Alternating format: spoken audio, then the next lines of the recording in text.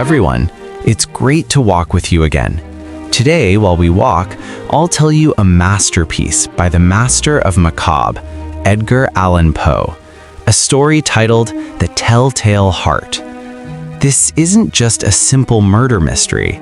It is a dark journey into the twisted corridors of a criminal mind, where paranoia and fear will catch your breath. The obsession with the vulture eye. The narrator begins with a defiant challenge. He is not mad. He insists he is merely blessed with senses so acute they're almost superhuman. He lived with a kind old man, a soul who had never harmed or insulted him. He didn't hate the old man. In fact, he loved him. But he could not stand the old man's eye. It was a pale blue eye with a film over it, resembling that of a vulture. Whenever that vulture eye stared at him, his blood ran cold and a chill raced down his spine. And so, a horrific plan was formed in the darkness with one single purpose: to rid himself of that haunting gaze forever. 7 nights of patience and a fatal slip.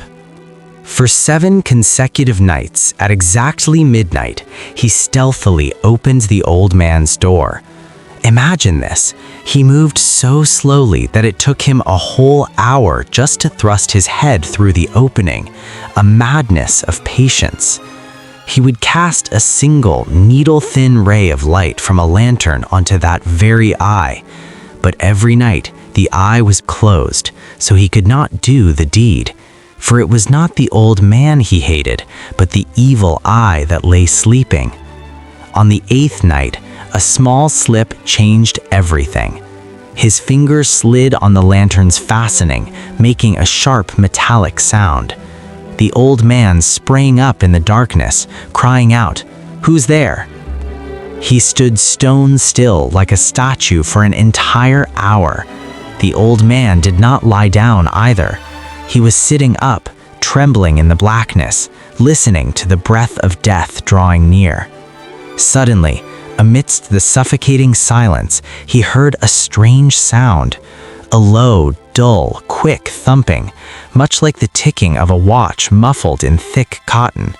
He realized instantly it was the beating of the old man's heart, racing from pure terror. The beat grew faster and louder, pounding in his ears like a war drum, driving him into a frenzy. Fearing that a neighbor might hear that thunderous heart, he leapt into the room and finished the old man. He smiled triumphantly as the evil eye was closed forever. To hide his crime, he dismembered the body and concealed the pieces beneath the bedroom floorboards, leaving not a single drop of blood or a trace of evidence. Punishment from the void. At 4 a.m., the police knocked. A neighbor had reported hearing a shriek. With the overconfidence of someone who had committed the perfect crime, he welcomed them with a smile and led them through the house. To prove his innocence, he went as far as placing his chair directly over the spot where the body was hidden beneath the floorboards. The officers were completely fooled by his calmness, but then his ears began to ring. A sound emerged once more. Tick, tick, tick. It was the exact same rhythmic thumping he had heard before. He spoke louder and laughed more to drown it out, but the sound only grew louder, more insistent, and more agonizing. He paced the room, gestured wildly, and argued heatedly about trifles, yet the beat intensified like a drum. He wondered in panic, why do these men not hear it? Are they pretending just to mock me? Finally, unable to endure the brutal torture of that sound, he shrieked in despair, "Villains, I admit the deed. Tear up the planks. Here, here. It is the beating of his hideous heart." And so our journey today ends with a chilling truth.